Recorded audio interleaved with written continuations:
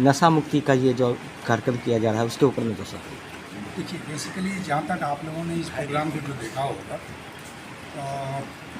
ये पूरे इंडिया के स्तर पर किया गया है। और बेसिकली इन्वॉल्वमेंट एनसीसी का इसलिए रखा गया था कि सारे जो हमारे बच्चे हैं, जो पूरा यूथ है बेसिकली अगर देखा जाए, तो पर्पस केवल ये नहीं था कि हमने एनसीसी कैडेट्स को बताना है कि आप लोग को नशा मुक्त होना है, ये तो पर्पस है ही।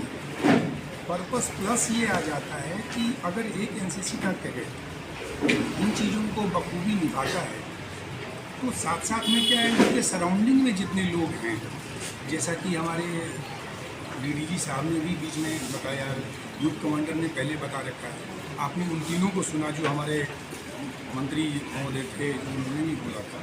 पर्पस सबसे बड़ा इम्पोर्टेंट पर्पस ये हो जाता है कि एक बच्चा या एक बच्ची अगर वो इस चीज़ को बखूबी निभाता है, और अगर एक बच्चा 4 या 5 बच्चे को या उनके परिवार वाले को भी संदेश सही तरीके से दे पाता है, तो हमारा जो फाइनल एम होता है कि हमारा समाज एक्चुअली नशा मुक्त हो जाए, हम उसमें काफ़ी आगे तक प्रोग्रेस करते हैं। बेसिकली यही था। और सबको इकट्ठा रख के बताना उनका एम ये होता है ताकि जब बहुत चीज़ों के बारे में हमको पता ही नहीं है, और जब उनको इस हिसाब से बताया जाएगा, और जब वो अपने घर वालों को, अपने समाज वालों को धीरे धीरे उनको तरीका भी बताया गया है कि कैसे कैसे आप पहले दिन ही आप सब कुछ छोड़ दीजिए, इसके अलावा कोई काम नहीं करना, नहीं, ऐसा नहीं। But day to day life में जो रूटीन के काम हों, उस समय जो खासकर उन लोगों के बारे में जो आप लोगों ने सुना ना, बोला कि पूरी इंडिया में शायद 273 डिस्ट्रिक्ट ऐसे हैं जो काफ़ी ज़्यादा इससे अफेक्टेड हैं, और वहाँ तो वो तो सरकारी लेवल पर और नेशनल लेवल पर उनका काम है। बट हम जो अपनी छोटे छोटे कस्बे अपने एरिया में, अपने डिस्ट्रिक्ट में रहते हैं, वहाँ पर इन एनसीसी कैडेट्स के द्वारा, और इनके द्वारा फिर कॉलेज जाएगा, कॉलेज के बाद ये अपने जहाँ घर पे रहते हैं, अपने समाज में, अपने एरिया में, इन सभी को इतने व्यापक रूप से इसको बढ़ाना। आज कार्यक्रम की गई है, कैसा देखते हैं इसको? सर, वो हमारे लिए बहुत ज़्यादा महत्वपूर्ण है, क्योंकि आजकल के युवाओं में, हमारे देश में कम से कम 90% युवाएँ हैं, और युवाओं के फ्यूचर डिस्ट्रॉय हो रही है नशा करने के कारण। तो हमें युवाओं को ये प्रेरित करना चाहिए कि आप नशा मत करिए। यही चीज़ हमें यहाँ सिखाया गया है कि इंडिया की जो फ्यूचर है वो बर्बाद हो रहे हैं। जो 10 साल 12 साल के बच्चे हैं वो भी आजकल नशा करने लगे हैं। वो सभी चीज़ों को हमें बंद करवाना है, और ये हम इस अपने दोस्तों, भाइयों एवं बंधुओं और अपने छोटे भाइयों को इस प्रकार वश बता सकते हैं कि भाइयों आप मत करिए, और उन्हें हम डेली और हर रोज़ाना उन्हें उस चीज़ पर प्रेरित कर सकते हैं कि आप नशा को छोड़िए। अगर आप नशा छोड़िएगा तो आप हेल्दी रहिएगा, आप स्वस्थ और अच्छी जीवन का संचालन करिएगा, आप ज़्यादा दिन तक जिंदा रह सकते हैं। और हम लोग उन्हें बता सकते हैं कि आप एनसीसी ज्वाइन कीजिए, यहाँ पे आपको अच्छी चीज़ें सीखने को मिलेंगी, आप नशा मुक्ति भी कर सकते हैं, क्योंकि एनसीसी में हमारे फंक्शंस होते हैं, यहाँ पे कल्चरल प्रोग्राम होते हैं, और साथ ही साथ हम लोग यहाँ स्पोर्ट्स करते हैं, पीटी परेड, ड्रिल सीखते हैं, बहुत सी ऐसी चीज़ें हैं जिसके कारण हमारे शरीर में फुर्तियाँ और मतलब अच्छी चीज़ें सीखते हैं। हमारे सर लोग हैं वो हमें कभी यहाँ कैंप के अंदर बाहर के फास्ट फूड और नशीली चीज़ों का संचालन नहीं करने देते हैं, जिसके कारणवश कि हम नशे से बहुत दूर रह सकते हैं। एनसीसी एक बहुत ही अच्छी जगह है जहाँ की हम नशे से बस आप आपसे परिचय मांगेंगे, आप परिचय दीजिएगा, अपना परिचय दीजिएगा। जैसा BRSTA 560-320 under officer Ashish Kumar from 1st BR armed squadron. तो हम लोग अलग अलग जगह पे जाके नशा मुक्ति के बारे में बता के लोगों को अवेयर कर सकते हैं कि नशा नहीं करना चाहिए। हालांकि हम लोग सिर्फ एनसीसी कैडेट हैं इसलिए हमारी जिम्मेदारी नहीं बनती। हम लोग ऐसे भी अगर हम लोग नॉर्मल पीपल्स भी हैं तब भी हमारी जिम्मेदारी बनती है कि हम लोग लोगों को अवेयर करें कि नशा नहीं करना चाहिए, क्योंकि कोई अच्छी चीज़ तो है नहीं।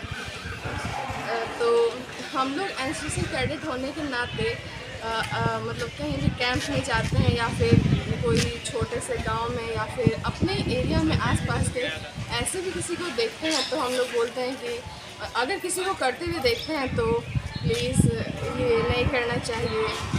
और या फिर ऐसे भी अलग अलग जगह पे पोस्टर लगे हुए रहते हैं लेकिन लोगों से भी इग्नोर कर देते हैं और मतलब ऐसा नहीं करना चाहिए। एंड अपना परिचय दीजिए। My name is Cadet Dipali Kumari. My regimental number is BRSW21A 542154. जिम्मेदारी नशा मुक्ति को लेकर दी गई है, क्या कुछ कहना चाहेंगे? कैसे देखते हैं?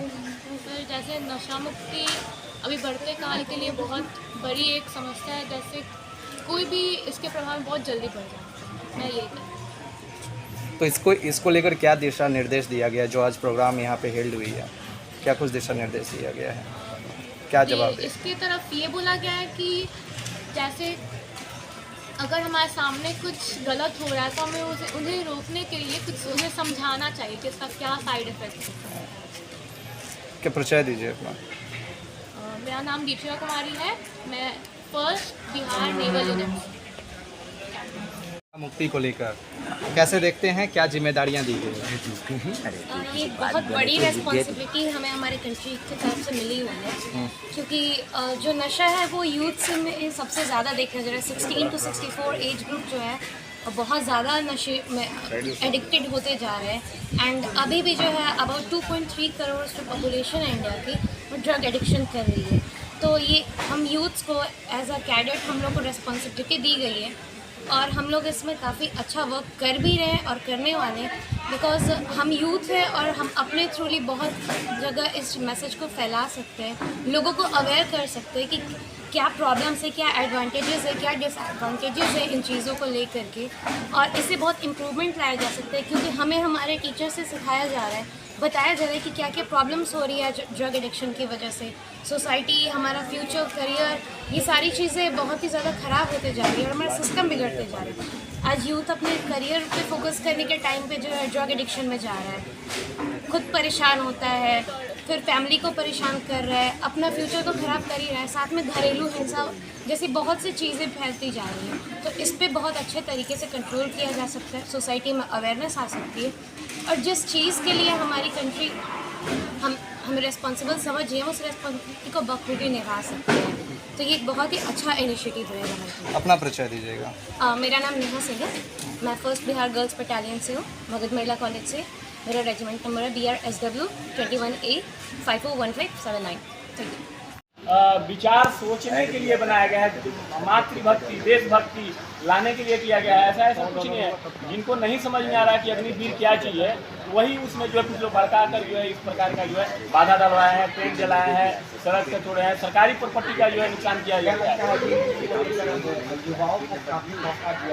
बिल्कुल बिल्कुल। अभी मैं ये कहना चाहता हूँ कि अग्निवीर में जो अगर बच्चा जा रहा है तो 4 साल में 6 साल उसका 6 मंथ जो है ट्रेनिंग पीरियड है, और पूरे 1 साल में 1 मंथ का उसका लीव है, और उसको जितना पेमेंट बन रहा है उसका 9% जो है कटकर जो है ग्रुप इंश्योरेंस के टाइम में अगर 5 लाख उसके 4 साल में कटता है तो 5 लाख भारत सरकार दे रही है उसको। 5 तो टोटल 10 लाख बन रहा है उसके विथ इंटरेस्ट, मतलब कुल उसका लेखा जोखा मिलाकर उसको जो है समथिंग 12 लाख मान लीजिए, या 11,75,000 70,000 के समथिंग मिलेगा।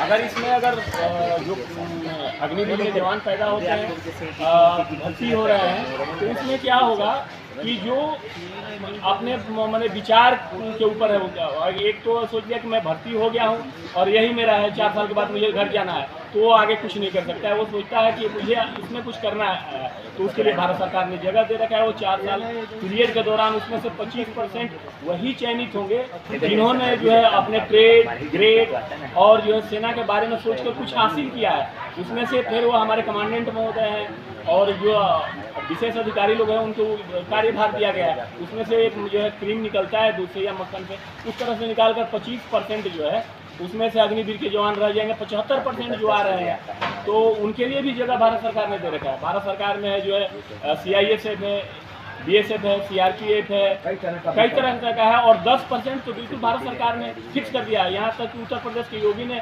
100% बोल दिया है कि हमारे जो उत्तर प्रदेश में जो है जो भी अग्निवीर के जवान आएंगे उनको जो है कोटा फिक्स है, मैं उनको लूँगा भर्ती। क्या नाम है आपका? मेरा नाम SDM हरेराम ओझा है। मैं 1st Bihar armoured squadron NCC का नहीं ले जाते हैं कि डायरेक्ट मरने के बारे में नहीं बताते हैं, कैंसर के बारे में नहीं बताते हैं। पहले उसको सबसे पहले ये बताते हैं कि आप ये एक चीज़ कर रहे हैं, इससे आपके शरीर पर प्रभाव पड़ सकता है, नुकसान हो सकता है। पहला स्टेज में क्या हो सकता है, दूसरा स्टेज में क्या हो सकता है। पहले अगर बीड़ी पी सकते हैं तो उससे हमारे जो है TB की हो सकती है, सिगरेट पी सकते हैं उससे ज़्यादा फेफड़े के नुकसान पहुँच सकता है, गुटखा खाते हैं तो कैंसर होता है। अलग अलग का नशा है और अलग अलग का प्रभाव है। वो नशा क्या चीज़ कर रहा है, हम उसके बारे में सबसे पहले कि वो कर क्या रहा है नशा और किस प्रकार का नशा है, पहले उस चीज़ को समझना है और उसके बारे में उसके विस्तार से जानकारियाँ देना है कि सिगरेट से कैंसर हो सकता है, तम्बाकू जो आपको फेफड़े को खराब कर सकता है। मतलब अनेकों प्रकार की जो वो एक्टिविटीज हम करके जो है गाँव यानी जितने भी पदार्थ जिनसे नशा का उत्पादन होता है, हाँ जी, उन सबको लेकर ये अवेयरनेस प्रोग्राम चलाई जाएगी। यस ये चलाया गया है। और इसमें और भी चीज़ है, 3 तरफ फिजिकल फिट। क्या अपना परिचय दे दीजिएगा? मैं 1st बिहार आर्मर्ड स्क्वाड्रन का SDM हरेराम ओझा या CHM कह सकते हैं, हरेराम ओझा नाम।